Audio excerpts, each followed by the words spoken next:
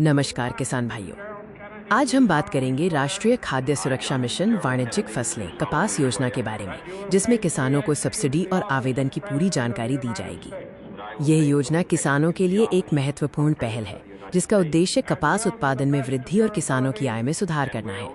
यह मिशन राष्ट्रीय खाद्य सुरक्षा और पोषण मिशन के तहत वाणिज्यिक फसलों कपास पर केंद्रित है, जिससे देश में खाद्य सुरक्षा को बढ़ावा मिल सके। इस योजना का लाभ उठाने की अंतिम तिथि 21 जून 2026 है, इसलिए समय रहते आवेदन करके इस अवसर का फायदा उठाएं।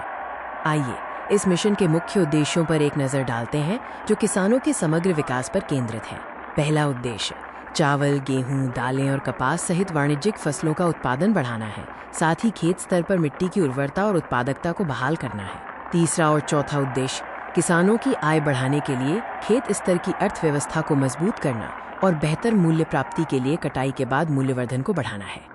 अंतिम उद्देश्यों में बीज प्रतिस्थापन दर और किस्म प्रतिस्थापन दर को बढ़ाना और देश में बीज क्षेत्र के बुनियादी ढांचे में सुधार करना शामिल है। अब बात करते हैं कि ये योजना राज्य के किन किन जिलों में लागू की गई है।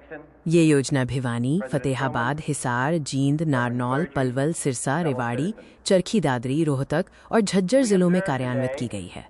इस योजना का पहला मुख्य घटक क्लस्टर प्रदर्शन संयंत्र है, जिसके तहत किसानों को विभिन्न गतिविधियों पर सब्सिडी मिलती है।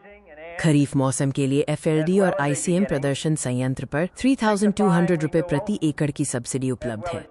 देशी और ELS कपास पर प्रदर्शन संयंत्र के लिए 3,600 रुपये प्रति एकड़ की सब्सिडी प्रदान की जाती है। HDPS पर परीक्षणों के लिए 4,000 रुपये प्रति एकड़ की अधिकतम सब्सिडी निर्धारित की गई है। दूसरा महत्वपूर्ण घटक पौधा संरक्षण उपाय है, जिसमें पौधों और मिट्टी की सुरक्षा के लिए सहायता दी जाती है।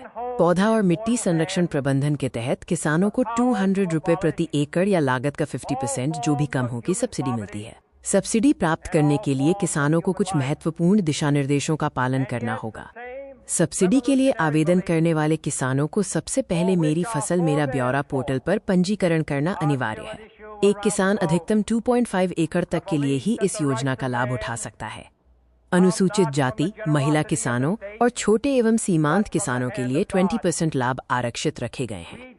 किसानों को CCS हरियाणा कृषि विश्वविद्यालय हिसार की सिफारिशों के अनुसार अधिकृत डीलरों से कृषि आदानों की खरीद करनी होगी और रसीद पोर्टल पर अपलोड करनी होगी। तो देर किस बात की, आज ही आवेदन करें और राष्ट्रीय खाद्य सुरक्षा मिशन कपास योजना का लाभ उठाएं।